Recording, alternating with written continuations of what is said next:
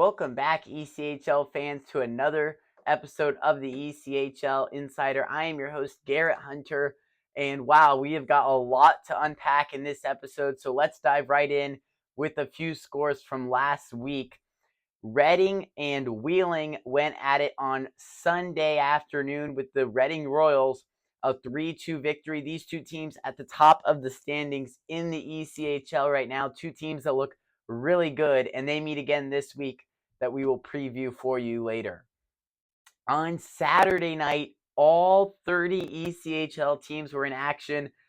Tons of games to watch, a lot of fun, but two to highlight for you. The Tulsa Oilers stay hot, 6 consecutive wins for the Oilers as they knock off the Allen Americans 4-2 on the road. And the Fort Wayne Comets going up against a heated rival, the Toledo Walleye.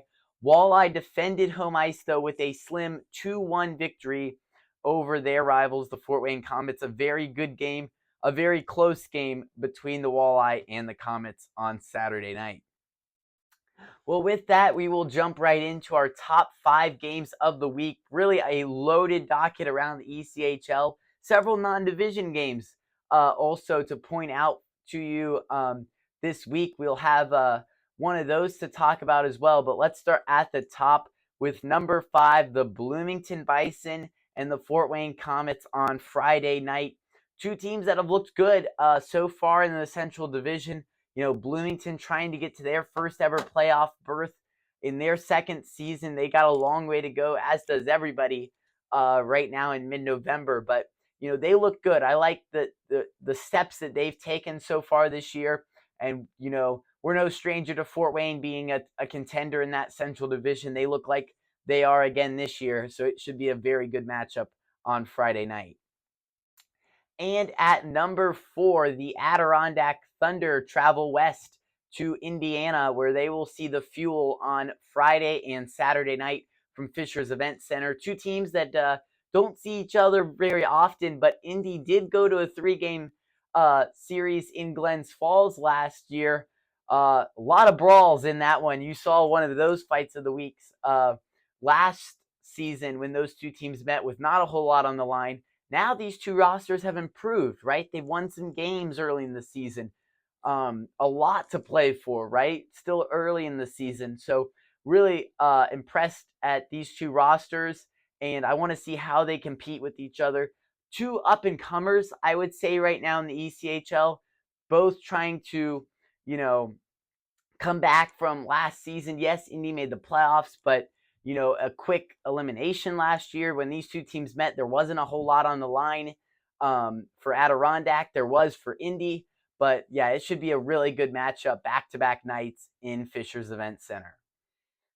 At number 3, the South Carolina Stingrays bring their winning streak into Atlanta, or so they think. They'll have 2 games before this one on Sunday afternoon in Duluth, Georgia with the Gladiators. But boy, do these two teams look good so far. South Carolina, I mean, they've scored at will almost, and my gosh, the goaltending from Seth Isley and Mitchell Gibson, they've been amazing.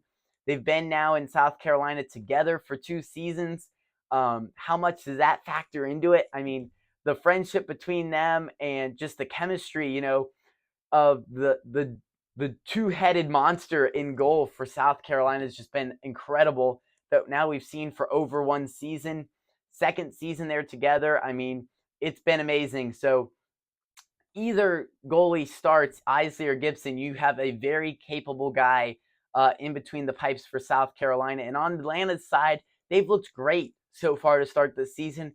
Long season ahead. They know what it takes. You know, you look back 2 seasons ago, they started with the great 9-0 start, ended up being the worst team in the league. So they have that in the back of their mind. They got to, you know, keep staying strong, keep winning games, but it's going to be hard against this South Carolina team. They don't mess around, especially on the road. And next at number 2, the Stingrays, before they get to the Gladiators, have to go south to Estero. Wednesday and Friday night in Estero. It will be must-watch hockey, really. Stingrays and Everblades, 2 fierce rivals. I mean, they played some excellent contests last year. They meet for the first time this season on Wednesday night in Estero. It's going to be really, really fun to see. Maybe some tone setting. I wouldn't be surprised if you see some fights, some big hits early in Wednesday night's game, just to set the tone for the rivalry for really the rest of the season. These two teams expect to be at the top of the South Division year in, year out. They expect to go deep into the playoffs year in and year out. And I mean, when they go head to head, it is very, very fun to watch. So Stingrays and Everblades, Wednesday and Friday night, you'll want to catch those two going head to head. And our top game of the week, the two best teams in the ECHL will meet 3 times, the Wheeling Nailers and the Reading Royals, Tuesday morning, Friday night, and Saturday night between Reading and Wheeling. It should be fun. A school day game, Tuesday morning, should have a lot of energy in the building for that one. But man, I mean, these two teams have looked good already. They've played each other a few times already. So it should be fun to see them go head to head again 3 times this week. And, you got a school day game. It's, total shakeup in your routine. You drop the puck at 10:30 a.m. So how do both teams handle that aspect? But I think these are two very good coaches in their first year behind the bench, and they'll have their teams ready to go. So it should be very fun to see. Well, the fun doesn't stop there, because now we've got our fight of the week. Tian Rask and Hudson Wilson throwing the punches on Saturday night. I mean, at center ice, they did not mess around. And I think, honestly, Rask got a little more than he was asking for from Hudson Wilson in this fight. We'll let you determine that, though. Make sure to comment below. We'd love to hear your feedback. And make sure to enjoy this fight at center ice between Wichita and Kansas City. Hoist this one out. It's gloved down by Hudson Wilson at center. Dumps it back in. Neen wraps it around out to the neutral zone once more. There's going to be a fight. Hudson Wilson against Tian Rask. They both grab hold of each other now. Wilson with a huge uppercut on Rask. Gets in a couple of rights. Rask trying to retaliate, but Wilson with an excellent stranglehold on Rask. Starts the jackhammer, delivers a few rights, gets in another uppercut on Rask. Rask holding on for dear life. Wilson throws in another couple of haymakers. Rask is pushed up against the wall, and the linesman has stepped in. What a bout for Hudson Wilson. He has the size advantage, and he uses every inch of that